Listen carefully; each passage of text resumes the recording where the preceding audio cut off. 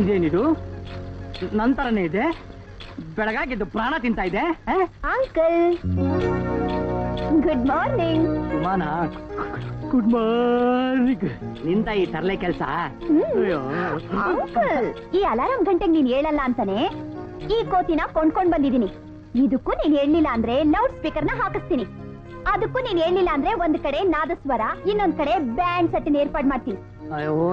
Uncle ಬೆಳಗಿನ ಜಾವನೇ ಈ ಕುಂಭಕರ್ಣ ಎಬ್ಬಿಸ್ಬೇಕು. ಬೆಳಗಿನ ಕಾರ್ಯಕ್ರಮಗಳನ್ನೆಲ್ಲ 1 by 1 ಮುಗಿಸ್ಬೇಕು.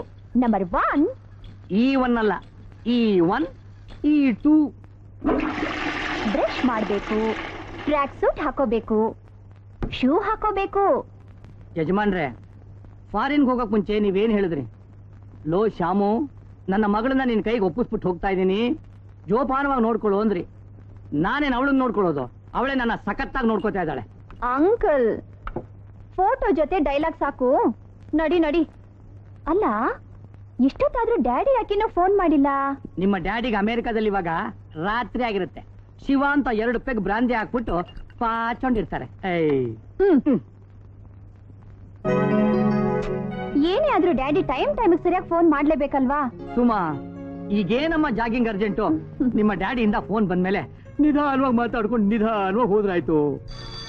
ಅಗೋ ನಿಮ್ ಡ್ಯಾಡಿಯಿಂದ ಫೋನು, ನಿಧಾನವಾಗಿ ಮಾತಾಡ್ಕೊಂಬ. ಅಮ್ಮ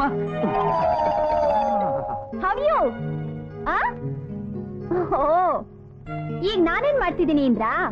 ನನ್ನ ನೋಡ್ಕೊತಿರೋ ಗಾರ್ಡಿಯನ್ ಅನ್ನೋ ಮಹಾನುಭಾವಂಗೆ ಊಟ ತಿಂಡಿ ನಿದ್ದೆ ಸಿಕ್ಕಾಪಟ್ಟೆ ಆಗಿದೆ.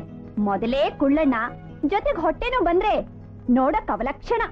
ಅದಕ್ಕೆ ಸ್ಮಾರ್ಟ್ ಆಗಿರ್ಲಿ ಅಂತ ಕರ್ಕೊಂಡು ಹೋಗ್ತಿದ್ದೀನಿ. Morning exercise 3 4 8 12 20 28 34 43 50. ಅಬ್ಬಾ ವಂಡರ್ಫುಲ್. ಇವತ್ತು 50 ಮಾಡ್ಬಿಟ್ಟೆ. ಮನೆಗೆ ಹೋಗಿ ಒಂದು 12 ಇಡ್ಲಿ, 6 ದೋಸೆ, 3 ಪ್ಲೇಟ್ ಪೂರಿ ಪಲ್ಯ, 1 ಬಕೆಟ್ ಸಾಂಬಾರ್ ಕುಡಿದ್ಬಿಟ್ರೆ ಫಸ್ಟ್ ಕ್ಲಾಸ್ ಆಗ್ಬಿಡುತ್ತೆ. ಅಂಕಲ್ ನೀನ್ ಎಷ್ಟು ಮಾಡಿದ್ಯಾ ಅಂತ ನಾನ್ ಲೆಕ್ಕ ಹಾಕಿದ್ದೀನಿ. ಕಣಿ ಹೇಳ್ದೆ ಇನ್ನೊಂದು 10 ಮಾಡು. ಸುಮ್ನೆ ನನ್ ಕೈಲಿ ಈ ತರ ಯಾಕೆ ಸರ್ಕಸ್ ಮಾಡಿಸ್ತೀಯಾ? ನಾನೇನ್ ಮಿಲಿಟರಿ ಸಿಪಾಯ? ಲಕ್ಷಣವಾಗಿ ನೀನ್ ಮಾಡು, ಇವಾಗ ನಾ ಕೂತ್ಕೊಂಡು ನೋಡ್ತೀನಿ. ಈ ಹರಿಕತೆ ಎಲ್ಲ ಬೇಡ, ನಾಟಕ ಸಾಕು. ಕಮಾನ್ ಕಮಾನ್ ಎಕ್ಸರ್ಸೈಸ್ ಮಾಡು ಬಾ.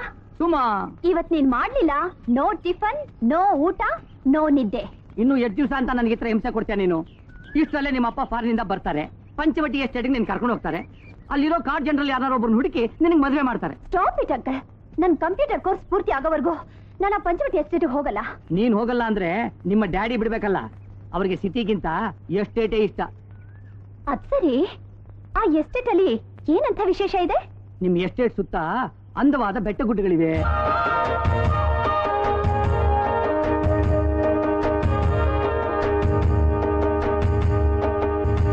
ನದಿ ಇದೆ,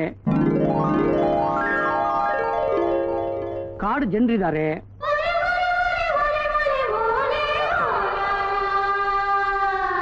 ಮಂಚಾಲಮ್ಮನ್ ದೇವಸ್ಥಾನ ಇದೆ. ದೇವಮ್ಮಂಗೆ ದಂಡ, ಮಂಚಾಲಮ್ಮಂಗೆ ದಂಡ. ಇನ್ನು ಉಳಿದಿರೋದು ನಿಮ್ಮ ಎಸ್ಟೇಟ್ ಜವಾಬ್ದಾರಿ ವಹಿಸ್ಕೊಂಡಿರೋ ಕೋತಿ ಮುಖದ ಕಾಳಿಂಗರಾಯ, ಅವನ ಬಾಲ ಕಂಬಳಿ ರಾಯ. ಅಮ್ಮ, ಚಿಕ್ಕಬುದ್ಧಿಯವರು ನಮಸ್ಕಾರ ಮಾಡಿ. ಚಿಕ್ಕಬುದ್ಧಿಯವರು ನಮಸ್ಕಾರ ಮಾಡಿ.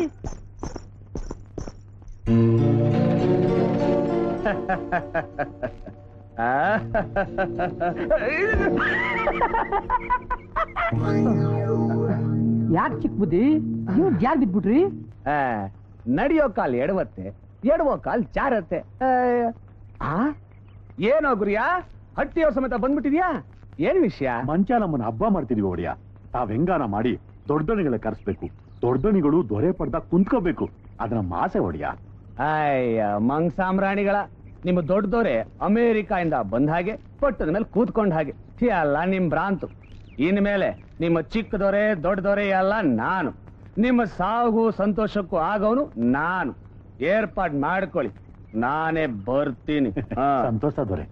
ಅಲ್ಲ ಚಿಕ್ಕ ಬುದ್ಧಿ, ದೊಡ್ಡ ಬುದ್ಧಿ ಪರದೇಶಾಗವ್ರೆ ಅನ್ನೋ ಧೈರ್ಯದ ಮೇಗೆ ಇಷ್ಟೊಂದು ದರ್ಬಾರ್ ಮಾಡ್ತಾ ಇದೀರಲ್ಲ, ಈ ವಿಷಯ ಅವ್ರಿಗೆ ಏನಾದ್ರು ಗೊತ್ತಾದ್ರೆ ಏನು ಗತಿ? ಲೋ ಕಂಬಳಿ, ನಮ್ಮ ಅಣ್ಣ ಇರೋದು 1000 ಮೈಲಿ ದೂರದಲ್ಲಿ, ನಾನಿರೋದು ಇಲ್ಲಿ. ಅವನು ಮತ್ತೆ ಈ ದೇಶಕ್ಕೆ ಬರಲ್ಲ, ನನ್ನ ದರ್ಬಾರು ನಿಲ್ಲಲ್ಲ. ರೀ ಏನ್ರಿ ಎಲ್ರಿ ಹೋಗಿದ್ರಿ? ಯಾಕೆ ಏನಾಯ್ತೆ? ಅಪ್ಪ ಹುಡುಗನ್ ಕಡೆಯವ್ರು ಬಂದಿದ್ದಾರೆ. ಹೌದು, ಓ. ಗಂಡಿನ ಕಡೆಯವರು ಬಂದು ಕಾಯ್ತಿದ್ದಾರೆ. ನೀವು ಬೇಗ ಬಂದು ಮಾತುಕತೆ ಆಡಿ ಸಂಬಂಧ ಕುದುರೋ ಹಾಗೆ ಮಾಡಿ. ಕಾಳಿಂಗರಾಯರಿಗೆ ನಮಸ್ಕಾರ. ನಮಸ್ಕಾರ ನಮಸ್ಕಾರ, ಕೂತ್ಕೊಳ್ಳಿ. ಕಾಳಿಂಗರಾಯರೇ, ನಿಮ್ ಹುಡುಗಿ ನಮ್ಗೆ ಒಪ್ಪಿಗೆ ಆಗಿದೆ. ಹಾಗಾದ್ರೆ ತಡ ಯಾಕೆ? ಶುಭಶ್ಚ ಶೀಘ್ರಂ, ಈಗಲೇ ಮುಹೂರ್ತ ನಿಶ್ಚಯ ಮಾಡ್ಬಿಡೋಣ. ಮುಹೂರ್ತ ನಿಶ್ಚಯ ಮಾಡೋದು ಎಷ್ಟೊತ್ತು ಬಿಡಿ, ಮಿಕ್ಕಿದ ವಿಷಯ ಮಾತಾಡೋದಕ್ಕೆ ಏನಿದೆ, ಎಲ್ಲ ಆಗೋಯ್ತು ಅಂತ ತಿಳ್ಕೊಂಡ್ರಾಯ್ತು. ನಿಮಗೆಲ್ಲ ಗೊತ್ತಿರ್ಬೋದು, ಈ ಕೋಟ್ಯಾಂತರ ರೂಪಾಯಿ ಆಸ್ತಿಗೆಲ್ಲ ನಾನೇ ಯಜಮಾನ, ಈ ರಾಜ್ಯಕ್ಕೆಲ್ಲ ನಾನೇ ಮಹಾರಾಜ. ಇಲ್ಲಿರೋ ಪ್ರತಿಯೊಂದು ಕಾಗಿಗಳಿಗೂ ನಮ್ ಜಾಗದಲ್ಲೇ ಕಾಳು ಕಟ್ಟಿ ಸಿಗೋದು. ಸುತ್ತಮುತ್ತಲಿಂದ ಹಸ್ಕೊಂಡ್ ಬರೋ ಜನಕ್ಕೆಲ್ಲ ನಾವೇ ಊಟ ಹಾಕ್ಬೋದು. ಜನಗಳಿಗೆ ಏನು, ದನಗಳಿಗೆ ನೀರು, ಬೆಕ್ಕಿಗೆ ಹಾಲು ನಮ್ಮನೆಲ್ಲೇ ಆಗ್ಬೇಕು. ಈ ಊರಲ್ಲಿ ಯಾರೇ ಗುಂಡಾಕ್ಬೇಕಾದ್ರು ಗುಂಡು ಹೊಡೆಸ್ಕೋಬೇಕಾದ್ರು ಇವರೇ ದುಡ್ಡು ಕೊಡ್ಬೇಕು. ಸಾಕು ನಿಲ್ಸೋ, ಅದನ್ನೆಲ್ಲ ನಾವೇ ಹೇಳ್ಕೊಂಡ್ರೆ ಏನ್ ಚೆನ್ನ, ಜನ ಹೇಳಬೇಕು. ಅದೇನೋ ಸರಿ ರಾಯರೇ, ಈ ಆಸ್ತಿ ಅಂತಸ್ತು ವೈಭೋಗ ಎಲ್ಲ ವಿದೇಶದಲ್ಲಿರೋ ರಾಮಚಂದ್ರ ರಾಯರಿಗೆ ಸೇರಿದ್ದು ಅಂತ ಹೇಳ್ತಾರೆ. ಅದು ನಿಜಾನೇ, ಆದ್ರೆ ನಾನು ಅವ್ರ ಸ್ವಂತ ತಮ್ಮ ಅಲ್ವೇ, ಅದಕ್ಕೆ ಆಸ್ತಿ ಎಲ್ಲ ನನ್ನ ಹೆಸರಿಗೆ ಬರೆದ್ಬಿಟ್ಟು ಅವ್ರು ವಿದೇಶಕ್ಕೆ ಹೋಗಿ ಸೆಟ್ಲ್ ಆಗ್ಬಿಟ್ಟಿದ್ದಾರೆ. ಸತ್ರು ಈ ಕಡೆ ಬರಲ್ಲ ಅಂತ ತೀರ್ಮಾನ ಮಾಡ್ಬಿಟ್ಟಿದ್ದಾರೆ. ಸತ್ರು ಅಲ್ಲೇ ಸಾಯ್ತೀನಿ ಅಂತಾರೆ. ಅದೇ ಕ್ರಮ. ನಮ್ಮ ಅಕ್ಕವರು ಅದೇ ರಾಮಚಂದ್ರಾಯರು ಹೆಂಡತಿ ಅಲ್ಲೇ ತೀರ್ಕೊಂಡ್ರು. ಅವ್ರ ಸಮಾಧಿ ಪಕ್ಕದಲ್ಲೇ ತಮ್ಮ ಸಮಾಧಿನಿ ಇರ್ಬೇಕು ಅಂತ ನಮ್ಮ ಭಾವನವರ ಆಸೆ. ಏನೇ ಇದು, ನಾವು ಮದುವೆ ಮಂಗಳ ಕಾರ್ಯದ ಬಗ್ಗೆ ಮಾತಾಡ್ತಾ ಇರ್ಬೇಕಾದ್ರೆ ಸಮಾಧಿ ಅಸ್ಥಿ ಪಂಜರ ಅಂತ ಬೊಗಳ್ತಾ ಇದೆಯಲ್ಲೇ. ಮಿಕ್ಕ ವಿಷಯದ ಬಗ್ಗೆ ಏನ್ ಯೋಚನೆ ಮಾಡಿದ್ರಿ ಅಸ್ಥಿ ಪಂಜರ ಅವ್ರೆ? ಬೀಗ್ರೆ, ಕಾಳಿಂಗರಾಯರೇ, ಊರ್ಗ್ ಹೋಗಿ ಮುಹೂರ್ತ ಫಿಕ್ಸ್ ಮಾಡಿ ಕಾಗದ ಹಾಕ್ತೀವಿ. ಹಾಯ್ ಸುಮಾ, ತಗೋ. Thank you. ನಮ್ಮಿಬ್ಬರ ಪರಿಚಯ ಆಗಿ ಪ್ರೇಮಿಗಳಾಗಿ 12 ವಾರ ಆಗಿದೆ. ವಾರಕ್ಕೆ ಒಂದೊಂದರ ಹಾಗೆ ಹೂವಿಟ್ಟು ಈ ಬೊಕ್ಕೆ ರೆಡಿ ಮಾಡಿದ್ದೀನಿ. ಅಂದ್ರೆ ನಾವಿಬ್ರು ಜೊತೆಯಾಗಿ 3 months ಆಯ್ತಾ? ಎಸ್ ಮೈ ಡಾರ್ಲಿಂಗ್, ಟೈಮ್ ಅನ್ನೋದು ತುಂಬಾ ಸ್ಪೀಡಾಗಿ ಹೋಗ್ತಿರುತ್ತೆ. ಉದಾಸೀನ ಮಾಡದೆ ಯಾವುದೇ ಕೆಲಸ ಮಾಡಲಿ ಟೈಮ್ ಸರಿಯಾಗಿ ಮಾಡೋದೇ ನನ್ನ ಅಭ್ಯಾಸ. ಅದಕ್ಕೆ ನಮ್ಮಿಬ್ಬರ ಮದುವೆಗೂ ಒಂದು ಟೈಮ್ ಅಂತ ಫಿಕ್ಸ್ ಆದ್ರೆ. ಅದಕ್ಕೆ ಪರ್ಮಿಷನ್ಗೋಸ್ಕರ ನಮ್ ಡ್ಯಾಡಿ ಹತ್ರ ಮಾತಾಡ್ಬೇಕಲ್ಲ. ಅವರು ಫೋನ್ ಮಾಡ್ದಾಗ್ಲೆಲ್ಲ ಈ ವಿಷಯ ಹೇಳ್ಬೇಕು ಅನ್ಕೋತೀನಿ. ಆದ್ರೆ ಅವ್ರ ವಾಯ್ಸ್ ಕೇಳ್ತಿದ್ದ ಹಾಗೆ ನನಗೆ ಗೊತ್ತಿಲ್ದ ಹಾಗೆ ಒಂಥರ ಭಯ ಆಗುತ್ತೆ. ಹೀಗ್ ಭಯ ಪಟ್ರೆ ಹೇಗ್ ಸುಮಾ? ಹೆಣ್ಣು ಮಕ್ಕಳಿಗೆ ಪುರಾಣ ಕಾಲದ ತರ ಸ್ವಯಂವರ ಪದ್ಧತಿ ಇದ್ದಿದ್ರೆ ಎಷ್ಟು ಚೆನ್ನಾಗಿರ್ತಿತ್ತು.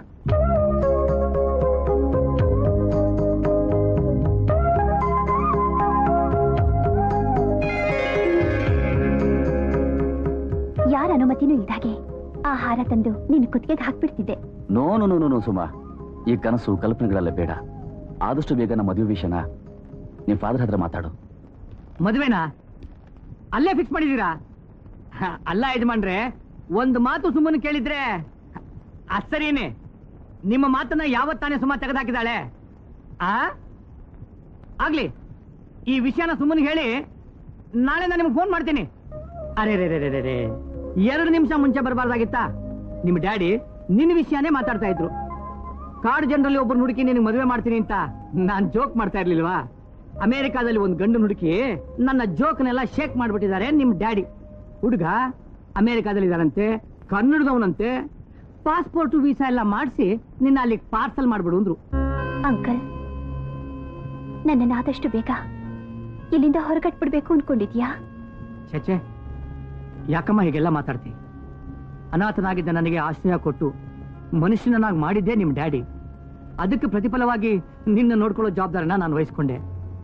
ಆದ್ರೂ ಹೆಚ್ಚಿನ ಅಧಿಕಾರ ನಿನ್ ಮೇಲೆ ಇರೋದು ನನಗಿಂತ ನಿಮ್ ಡ್ಯಾಡಿಗೆ ತಾನೆ. ನಿನಗೆ ನನ್ನ ನೋಡ್ಕೊಳ್ಳೋ ಜವಾಬ್ದಾರಿ, ನಮ್ ಡ್ಯಾಡಿಗೆ ನನ್ನ ಮೇಲಿನ ಅಧಿಕಾರ. ಇಷ್ಟು ಬಿಟ್ರೆ ನನ್ನ ಮೇಲೆ ನನಗೆ ಯಾವ ರೀತಿಯಾದ ಸ್ವಾತಂತ್ರ್ಯನೂ ಇಲ್ವಾ? ನಾನು ಇಷ್ಟಪಟ್ಟು ಹುಡುಗನ ಮದ್ವೆ ಆಗೋ ಭಾಗ್ಯ ನನಗಿಲ್ವಾ ಅಂಕಲ್? ಸುಮಾ? ಹೌದು ಅಂಕಲ್, ಚಂದ್ರಕಾಂತ್ ಅನ್ನೋ ಹುಡುಗನ ನಾನು ಪ್ರೀತಿಸ್ತಿದ್ದೀನಿ. ಅವನನ್ನೇ ಮದ್ವೆ ಮಾಡ್ಕೋಬೇಕು ಅನ್ಕೊಂಡಿದ್ದೀನಿ. ಈ ವಿಷಯನ ಡ್ಯಾಡಿ ಹತ್ರ ಮಾತಾಡೋಕೆ ನನ್ ಕೈಲಾಗಲ್ಲ ಅಂಕಲ್. ನನ್ನ ಪರವಾಗಿ ನೀವೇ ಮಾತಾಡ್ಬೇಕು ಪ್ಲೀಸ್. ಅಲ್ಲ ಯಜಮಾನ್ರೆ, ದಯವಿಟ್ಟು ನೀವು ನನ್ನ ಮಾತು ಕೇಳಿ. ಅಲ್ಲ, ಹಲೋ, ಯಾವ್ದಕ್ಕೂ ಒಂದ್ಸಾರಿ ನೀವು ಸುಮ್ಮನೆ ಹತ್ರ ನೇರವಾಗಿ ಮಾತಾಡಿ ಆಮೇಲೆ ನಿರ್ಧಾರ ತಗೊಳ್ಳಿ. ಹಲೋ, ದಯವಿಟ್ಟು ಕೋಪ ಮಾಡ್ಕೋಬೇಡಿ. ಹಲೋ, ಫೋನ್ ಇಟ್ಬಿಟ್ರು. ಅಂಕಲ್, ಡ್ಯಾಡಿ ಏನ್ ಹೇಳಿದ್ರು? ಏನ್ ಹೇಳ್ತಾರೆ? ಸುಮಾ ಹುಟ್ಟಾಗ್ಲಿಂದ ಅವಳಿಗೆ ಯಾವ್ದಕ್ಕೂ ಕೊರತೆ ಇಲ್ದಾಗ ನೋಡ್ಕೊಂಡಿದೀನಿ. ಅವಳು ಕೇಳಿದ್ದನ್ನೆಲ್ಲ ತೆಕ್ಕೊಟ್ಟಿದ್ದೀನಿ. ಮೊಟ್ಟ ಮೊದಲ ಸಾರಿ ನಾನು ಕೇಳಿದ್ದನ್ನ ಅವಳು ಇಲ್ಲ ಅಂತ ಹೇಳಿದ ಮೇಲೆ ತಾಯಿ ಇಲ್ದಿರೋ ಅವಳಿಗೆ ತಂದೆನೂ ಇಲ್ಲ ಅಂತ ಹೇಳು ಅಂತ ನಿರ್ದಾಕ್ಷಿಣ್ಯವಾಗಿ ಹೇಳಿ ಟೆಲಿಫೋನ್ ಡಿಸ್ಕನೆಕ್ಟ್ ಮಾಡ್ಬಿಟ್ರು. ಅಲ್ಲ, ನಮ್ಮ ಅಣ್ಣ ರಾಮಣ್ಣ ಮಗಳು ಅನ್ನೋ ಮಮಕಾರ ಇಲ್ದಾಗೆ ಅಷ್ಟು ಕಡಾಖಂಡಿತವಾಗಿ ಮಾತಾಡ್ಬಿಟ್ನಾ? ಅಷ್ಟೇ ಅಲ್ಲ, ನನಗಿಷ್ಟವಿಲ್ದಿರೋ ಈ ಮದುವೆನೇನಾದ್ರು ಮಾಡ್ಕೊಂಡ್ರೆ ಕೋಟ್ಯಾಂತರ ರೂಪಾಯಿ ಆಸ್ತಿನಲ್ಲಿ ಸುಮ್ಮನೆ ಒಂದು ಬಿಡುಗಾಸು ಕೊಡಲ್ಲ ಅಂದ್ರು. ಈ ದೇಶಕ್ಕೆ ಮತ್ತೆ ಕಾಲು ಇಡಲ್ಲ ಅಂದ್ರು. ಏ ಕಾಳಿಂಗರಾಯ, ಏನಾಯ್ತು ನಿನ್ಗೆ ಹೀಗ್ ನಗ್ತಾ ಇದೀಯಾ? ನಗದೆ ಇನ್ನೇನು ಮಾಡ್ಲಿ. ಅಲ್ಲ, ನಮ್ಮಣ್ಣ ಅಮೆರಿಕಾದಲ್ಲಿದ್ರು ಈ ಹಠಮಾರಿತನ ಬಿಡ್ಲಿಲ್ವಲ್ಲ ಅಂತ ನಗು ಬಂತು.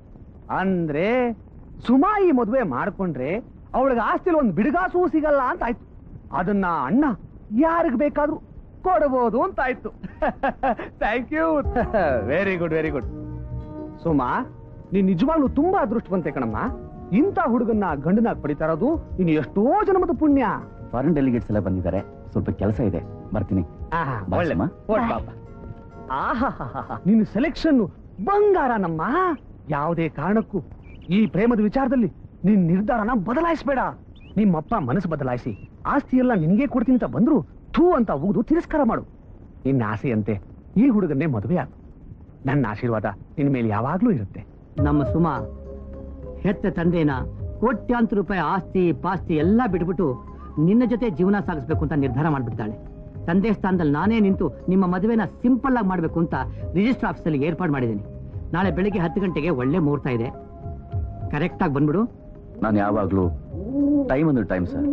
ಹೇಳಿದ ಜಾಗಕ್ಕೆ ಹೇಳಿದ ಟೈಮ್ಗೆ ಹೇಳ್ದಾಗ ಬರೋದೇ ನನ್ನ ಅಭ್ಯಾಸ.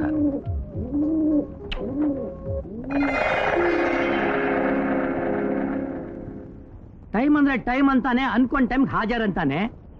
ಆ ಸಮಯನೇ ಪತ್ತೆ ಇಲ್ವೇ? ಬರುವಾಗ ದಾರಿಲಿ ಏನಾದ್ರು?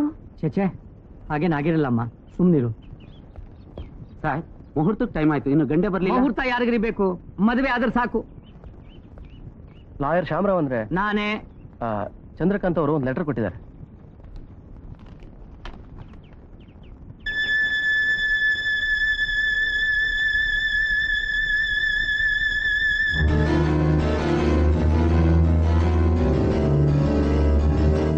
ಸುಮಾ, ಆಸ್ತಿ ಪಾಸ್ತಿ ಇದ್ರು ನಿಮ್ಗೆ ನನ್ನ ಹೆಂಡತಿ ಆಗೋ ಅದೃಷ್ಟ ಇಲ್ಲ. ನನ್ನನ್ನು ಮರ್ತ್ಬಿಡು. Good bye.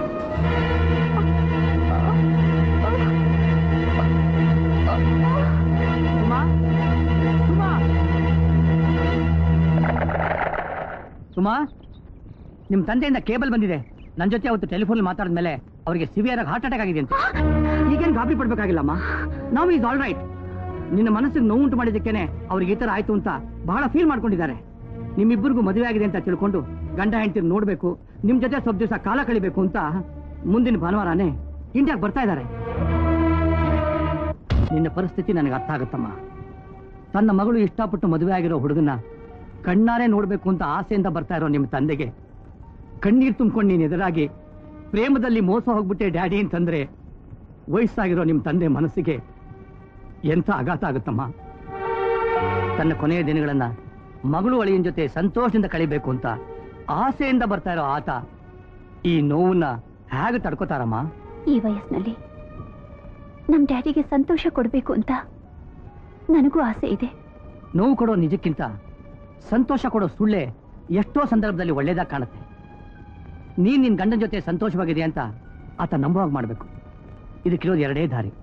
ಮೊದಲನೇದು, ನೀ ಯಾರನ್ನಾದ್ರೂ ನಿಜವಾಗ್ಲೂ ಮದುವೆ ಆಗ್ಬೇಕು. ಮದ್ವೆನಾ? ನೋ, ಈ ಜನ್ಮದಲ್ಲಿ ನಾನು ಅದನ್ನ ಮರ್ತಾಗೆ ಅಂಕಲ್. ಇಲ್ಲ, ನಿಮ್ಮ ಡ್ಯಾಡಿ ಇಲ್ಲಿರೋ 15 ದಿವಸ ನೀನ್ ಯಾರಾದ್ರೂ ಒಬ್ಬ ವ್ಯಕ್ತಿಗೆ ಹೆಂಡತಿಯಾಗಿ ನಟಿಸ್ಬೇಕು. ನಡ್ಸೋದಾ? ಅದು ಹೇಗ್ ಸಾಧ್ಯ ಅಂಕಲ್? ಸಾಧ್ಯ ಮಾಡ್ಕೋಬೇಕಮ್ಮ. ನೀನು ಪ್ರೇಮದಲ್ಲಿ ಫೇಲ್ ಆಗಿರೋ ವಿಷಯ ಅವ್ರಿಗೆ ಏನಾದ್ರು ಗೊತ್ತಾದ್ರೆ ಮತ್ತೆ ಅವ್ರಿಗೆ ಹಾರ್ಟ್ ಅಟ್ಯಾಕ್ ಆದ್ರೂ ಆಗ್ಬೋದು. ನೀನ್ ಹೇಗೆ ಹೇಳ್ತೀಯೋ ಹಾಗೆ ಆಗ್ಲಿ.